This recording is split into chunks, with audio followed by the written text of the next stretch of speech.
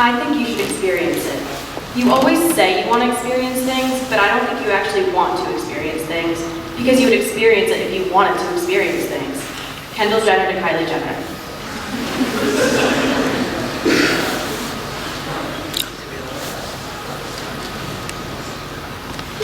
When bad things happen to good people, it is often because they want to become even better teachers, guides, and helpers. Plus, today's bad is always tomorrow's good, no matter who you are, no matter what has happened, and no matter how weak the coffee was. A quote I sent to Ondine freshman year.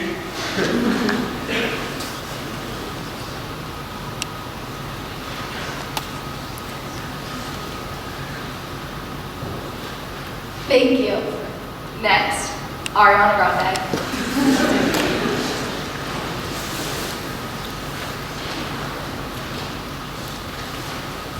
Good morning.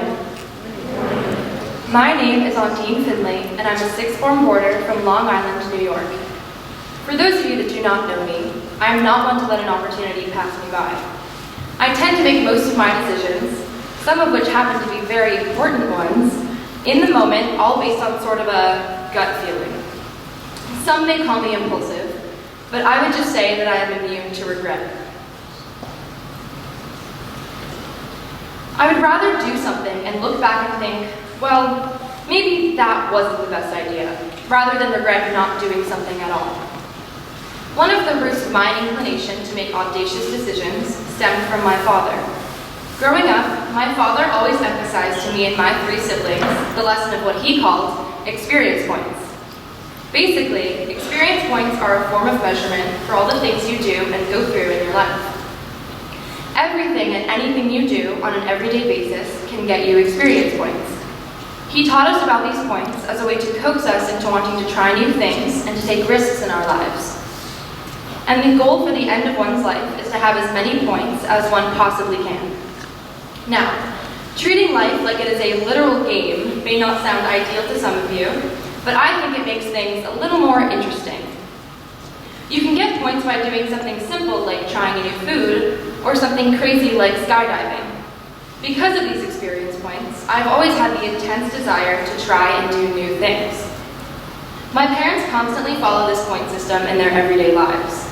Another part of the idea of experience points is that along with being open to trying new things, one can also get points by doing things that are unconventional or more difficult than another option.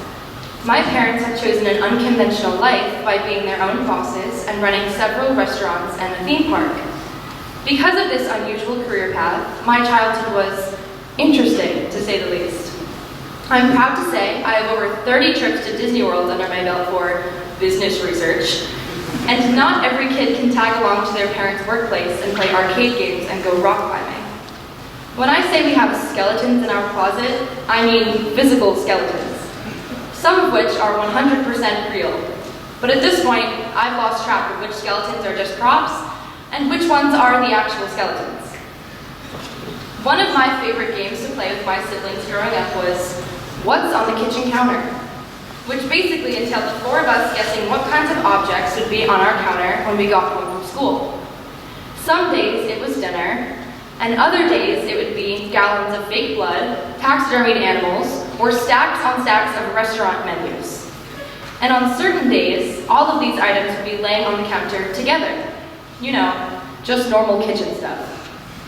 I still have the vivid image of my father trying to scare me by hiding under my bed with a bloody clown mask.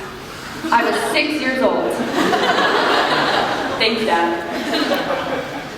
Because of my insatiable desire to feel adrenaline, I often face small challenges within my everyday life that are completely and 100% my own fault. For instance, wearing my Air Force Ones or Stan Smiths to class, knowing that they are absolutely not in dress code, just to walk around all day knowing that in any moment I could be sniped by a faculty member. But most usually and most likely by my own advisor. Thank you, Mr. Rashid. Basically, I'll do anything to keep life interesting. I get bored when life becomes too quiet and normal, so I often create my own methods of feeling excitement. One of my basic philosophies in life is to try anything once.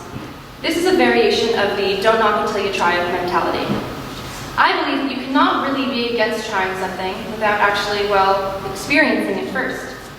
Even if you end up hating it, at least now you know for sure. For example, how was I supposed to know that I hate something like ketchup without trying it first?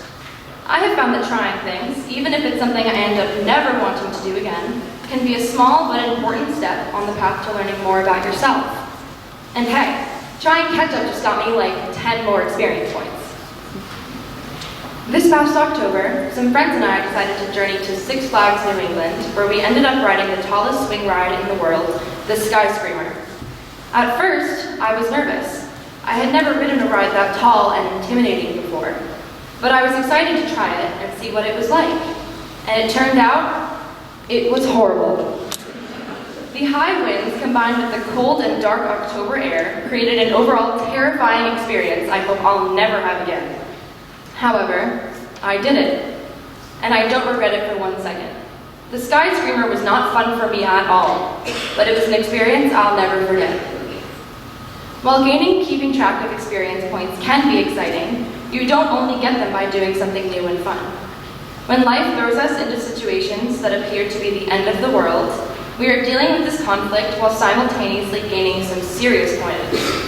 I try to use the lesson of experience points in my everyday life to remind myself that every struggle I face is a blessing in disguise, helping me become a better and stronger person in the process.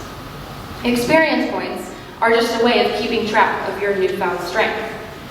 So next time you are faced with a conflict, instead of thinking, why is this happening to me? Try to think, what is this trying to teach me?